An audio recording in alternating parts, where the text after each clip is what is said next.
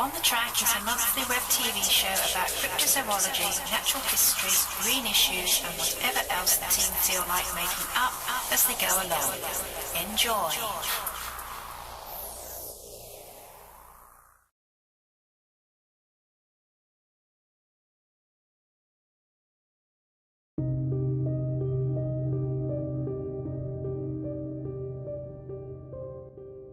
In the 1930s, a remote farmhouse in Cashan's Gap on the Isle of Man became the focus of weird events. Following a poltergeist outbreak, a small strange creature appeared. The Irving family, who owned the house, heard the animal speak. It claimed to be a mongoose called Gef, who had been born in India in 1852. Gef haunted the family for almost a decade and became world famous. He was even mentioned in the British Parliament. Although the house at Cashan's Gap was demolished in 1971, Gef remains a Fortean icon to this day. Hello again, ladies and gentlemen, boys and girls, it's me, Barry Tadcaster, back again, and this is my old mate, Gef the Talking Mongoose. I'm an eighth wonder of the world, me! Thou shalt never know what I am. I already know what you are, you're a talking mongoose. Oh, that's by the by, I was born in New Delhi in 1852. Hey! Well, you've aged quite well, ain't you, mate? Oh yes, oh yes.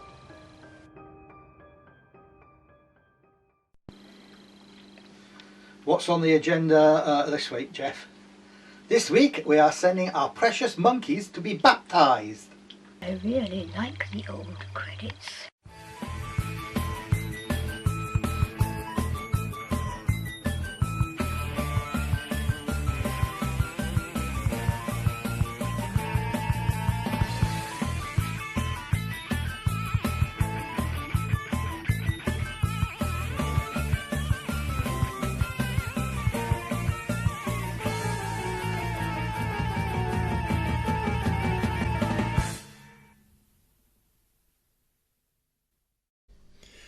Good afternoon, ladies and gentlemen. My name's John Downs and welcome to another episode of On the Track. For those of you who don't know, I'm the director of an organisation called the Centre for Fortean Zoology, and for the past 30 years we have been travelling all over the world doing research into mystery animals.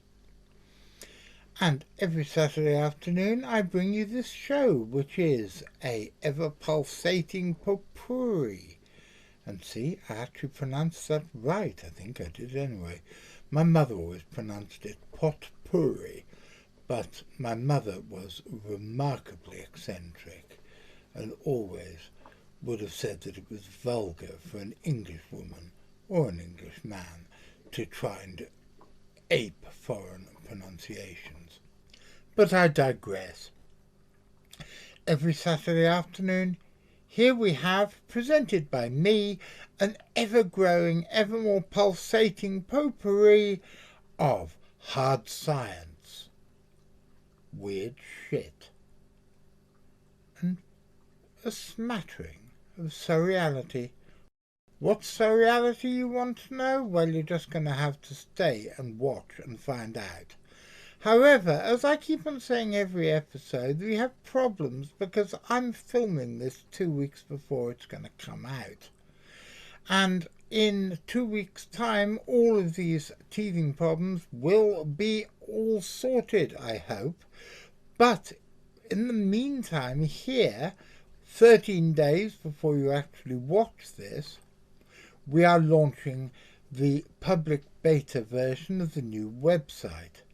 And Louis, my producer, and also I have described him as our own Fortean version of Dominic Cummings, is having quite a few problems with something called DNS, and I'm really not sure what that means, and I don't care, because whereas my mother used to say that pretending to speak in a foreign accent was vulgar, I say that pretending that you know about something to do with computers when you really have no idea whatsoever is even more vulgar.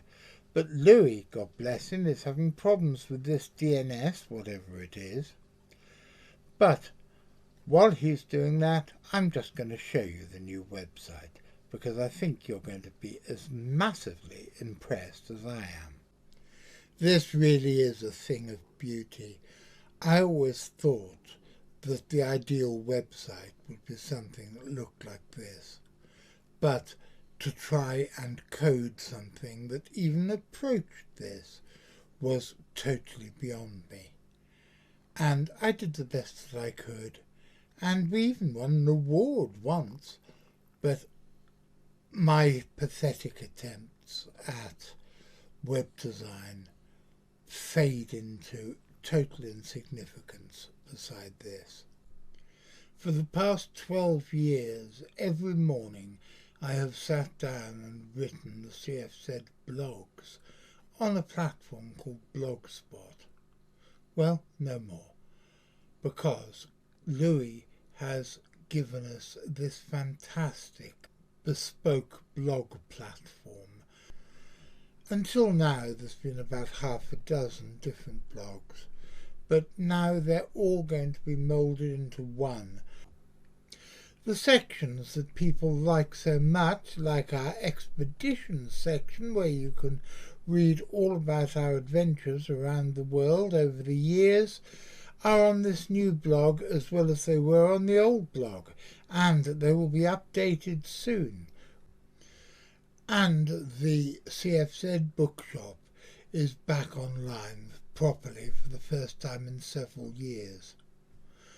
Here you can buy all our books, and even the ones that are no longer on sale on Amazon can still be bought here, and whenever we have special offers, they will be here as well.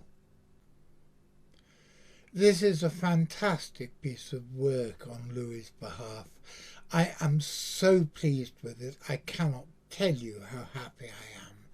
And I think that the CFZ, both now and for many years in the future, will owe him a debt of gratitude which can probably never be repaid. Thank you, my dear, dear friend.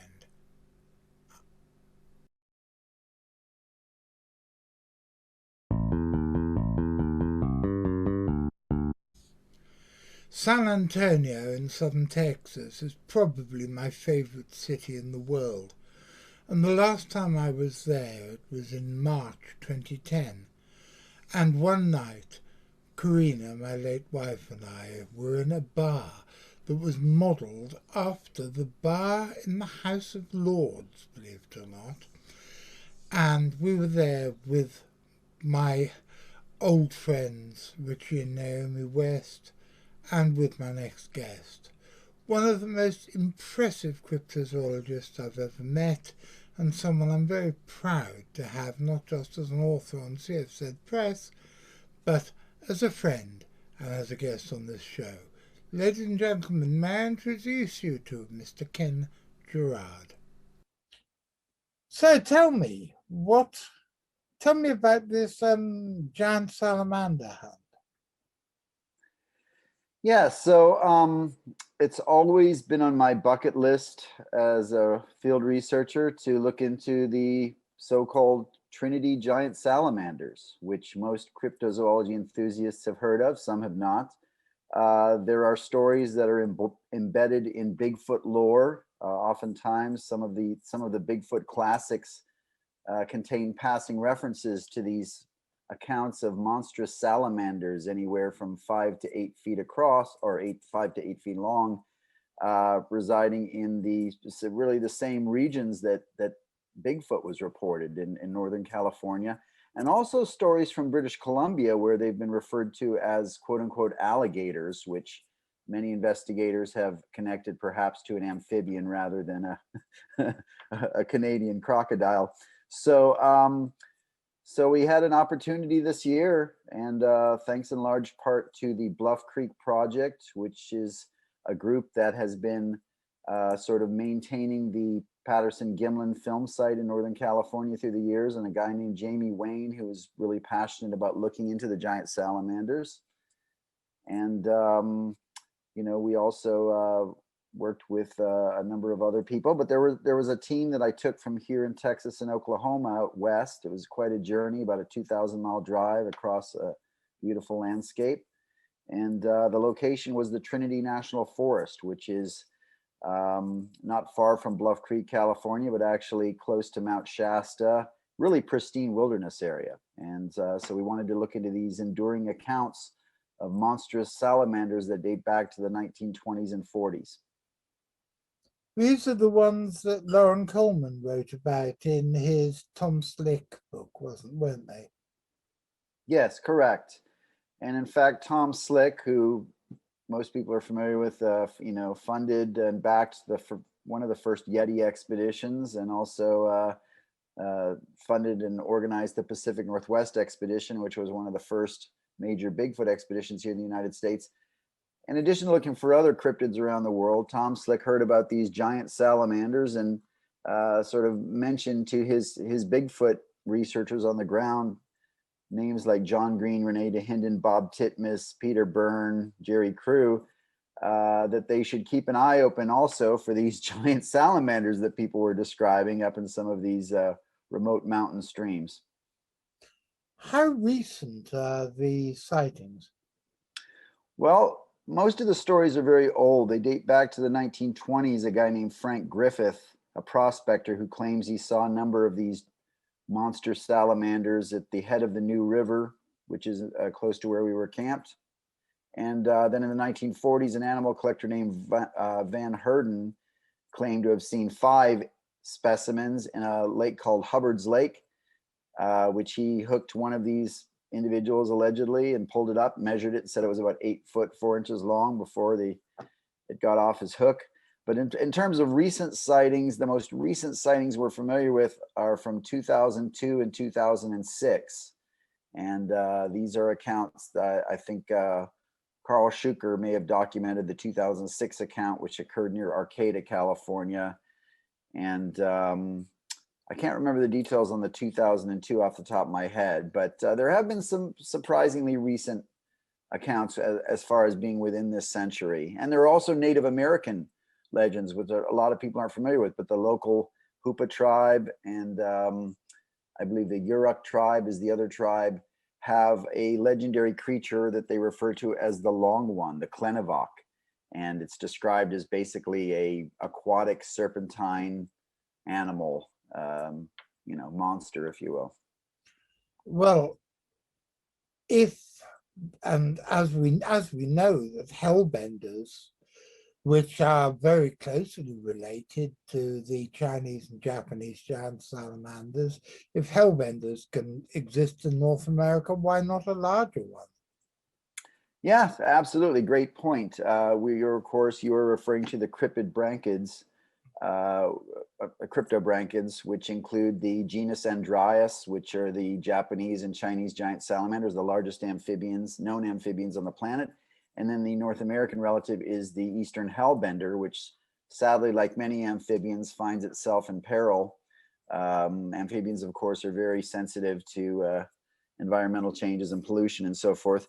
But what we found, the hellbender is known to sort of frequent still waters, cold in some cold and colder climates, but the Japanese and Chinese giants actually prefer these fast-running mountain streams and creeks, very cold water, narrow streams with rapid, running water. And this is exactly the type of habitat that we encountered up there in the Trinity National Forest. So for years, there's been speculation, could this be a Western specimen of hellbender? Could it be related to the Japanese and Chinese giant salamanders? Or in fact, according to one of the wildlife biologists that was on our team, the North America was in fact inhabited by a number of giant salamander species in the past, some cryptobranchids and some other species as well. But it's quite a mystery. How recent are the fossil cryptobranchids? That's a great question. Off the top of my head, I'm not real sure. I believe we could be talking about lower Pliocene deposits, maybe a few million years ago. So not super recent. I don't know off the top of my head if there were any Pleistocene examples of cryptobranchids in North America. There may have been, but sadly, John, and we did review a lot of this material before we went on the expedition, but I was more focused on the possibility that we could be dealing with simply a North American version of the genus Andrias. As you know, many of the animals that we find in Asia, we also find in North America. So there's a common sort of crossover there, due to kind of a Pleistocene migration perhaps that occurred. So what did you do then? How did your investigation get underway? What did you do when you got to the target area? Yeah, that's a great question. And again, Jamie Wayne was our boots on the ground in Bluff Creek. He's kind of a colorful guy and has worked as in terms of, aside from being a Bigfoot researcher, he's he works with local wildlife biologists on salmon surveys and so forth. We also brought along our own wildlife biologist, Jim Whitehead, who specializes in amphibians.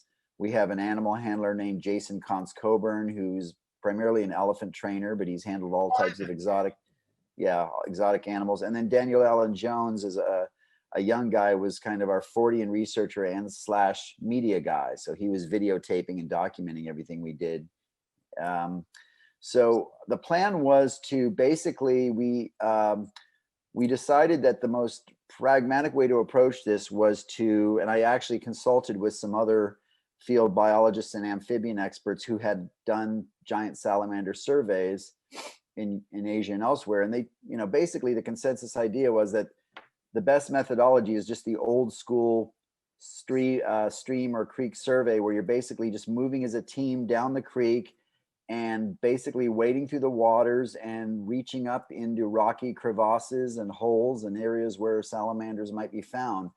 We also did a lot of netting. Jason is quite a gifted netter, so we were looking for larval examples of these salamanders perhaps. And then we also had a number of underwater cameras. So we had an ROV, pretty high-tech underwater submarine with a camera, very small, that we were able to use, in addition to several other types of underwater cameras with different capabilities. And so it was kind of a combination, but a lot of my time personally was just spent wading through the creeks. And as I said, reaching under the rocky overhangs and little caves and cavities where giant salamanders might presumably hide. Did you catch any? No, unfortunately, we did not catch any unknown salamanders. We did find multiple examples of endemic salamanders, primarily the Pacific giant salamander, which is really a terrestrial. It has an aquatic and a terrestrial phase, but the Pacific giants are said to get up to 13 inches in length, which is still a pretty darn good sized salamander. There have been accounts of them maybe 18 inches to 2 feet long, the undocumented accounts. But those, primarily the big ones, can be found on land, usually like under rotting logs in damp areas near the water. The specimens we found were about 6 to 8 inches long, and we basically just netted those out of the water. So they were presumably juvenile or younger Pacific giants. So what happens next? What's the next stage? Well, we like most expeditions, you learn some lessons, sometimes the hard way. But I think one thing we kind of all decided was that it was really the wrong season. We went in, just a couple of weeks ago in July, which is the hottest, driest time of year for that particular habitat.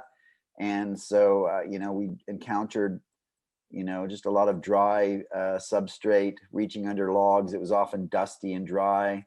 The water levels were probably a bit lower in places. So, we're thinking that if we make another attempt at this, that we would probably go back in the spring when things were much damper, when there was a lot more rainfall. And, also, we had talked extensively about eDNA collection, potential eDNA collection and testing. and we looked into the logistics of that. And obviously the cost was quite prohibitive. As you know, John, cryptozoologists are it's not the most lucrative profession, and it's often hard to find donations and funding for those things.